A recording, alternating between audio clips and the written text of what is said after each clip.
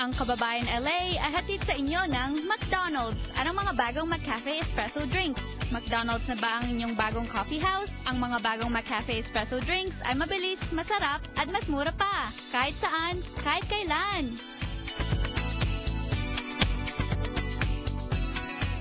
Kamustahin naman po natin ang ating mga kababayang pari dito sa buong Amerika because they have a big event. Aba, magpa-party po ang ating mga kaparian dito sa Amerika.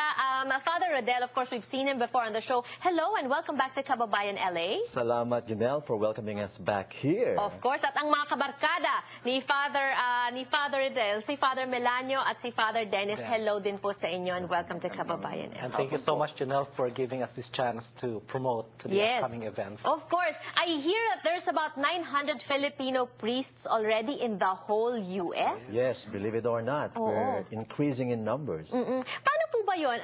Yung mga Filipino priests na umaalis ng Pilipinas, does that mean okay na tayo sa Pilipinas? Pero meron namang mga missionaries from other countries na pumupunta naman sa Pilipinas. How does it go?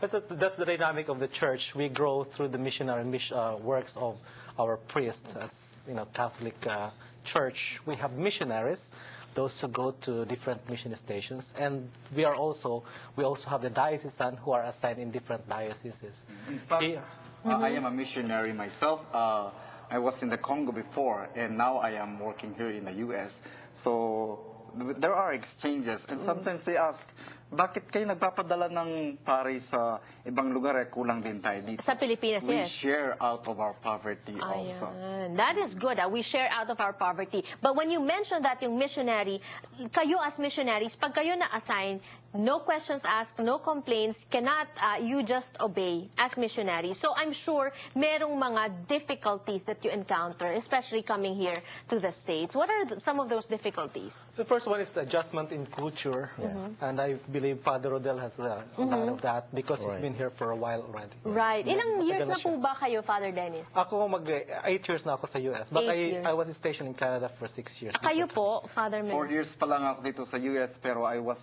7 years in the Congo, and Congo. I was 4 years in Europe. Ayan. Ang pinakamatagal si Father Rodel? I've been ordained 20 years 20 here years. for the Archdiocese of Los Angeles. Wow, 20 years, Yes, Father it's been a Rodel. while. Kung batang-bata pa rin si Father Rodel. Ano po bang mga challenges nyo as a Filipino priest? Kasi di ba sa Philippines, mas madali because we're really, ang culture natin talagang Catholic. Pero dito, iba't iba na di ba? At saka dito, meron pang problemang Filipino community. Marami sa actually, I'm not saying it's a problem, no? Let me correct myself. But marami sa atin, umaalis from Catholicism at nagbo-born again Christian. Well, one of the challenges we have as a priest, yung multicultural context ng Catholic Church or any Christian church, we're dealing with people from different backgrounds, different culture. In my parish, for example, I have a big number of Hispanic population, mostly Salvadorans, Guatemalans, from other places in Central America, not only Mexicans. So being able to speak in Spanish and understand the culture is a great challenge for us Filipino priests. Right. But thank God we have the capacity, the ability to speak the language. So I've learned it. Right. But now, still it's a challenge to work in such a multicultural context. And I suppose it's also a challenge that you get together as priests dahil magkakalayo, malaki ang Amerika, but that is what you're aiming to do. Yes. November 8 to 11, there's a big summit of Filipino priests. Bakit po? Ba't kailangan yan?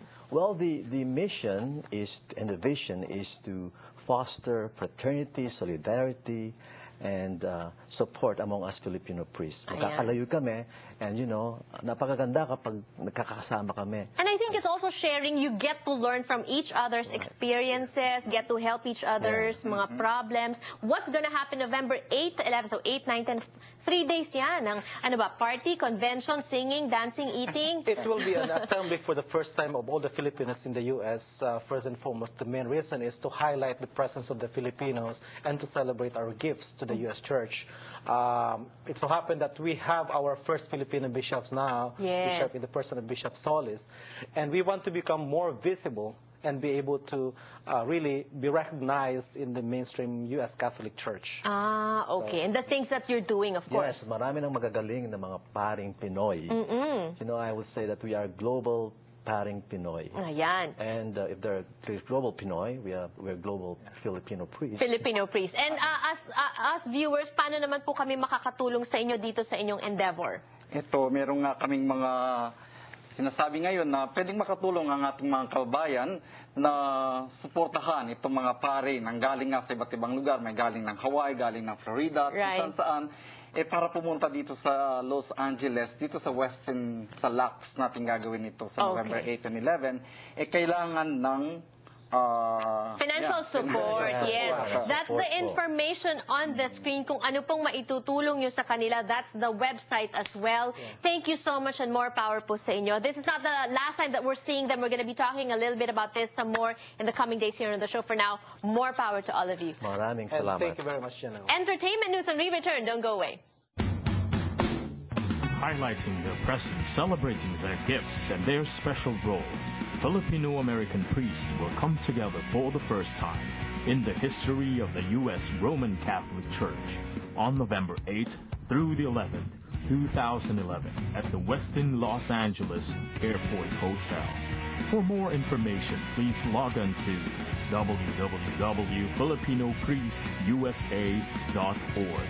Paring Pinoy, celebrating our gifts.